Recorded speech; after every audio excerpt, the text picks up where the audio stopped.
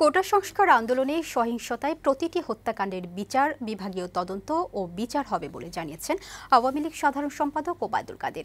শুক্রবার ধানমন্ডিতে দলীয় সভাপতির রাজনৈতিক কার্যালয়ে সংবাদ সম্মেলনে তিনি একথা জানান। ওবায়দুল কাদের বলেন, আন্দোলনের নামে শিক্ষার্থীদের হত্যা করে সরকারের ওপর দায় চাপানো হয়েছে। শেখ হাসিনার সরকারকে ক্ষমতা থেকে সরাতেই এমন নজিরবিহীন তাণ্ডব চালানো হয়েছে। ছাত্রদল ছাত্র শিবির আন্দোলনে অনুপ্রবেশ করে ৭১-এর পাকিস্তানি কায়দায় হত্যা চালিয়েছে বলেও মন্তব্য করেন আওয়ামী লীগের সাধারণ সম্পাদক।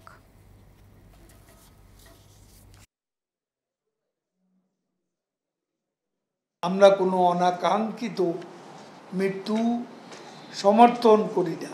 প্রতিটি হত্যার বিচার বিভাগীয় তদন্ত হবে।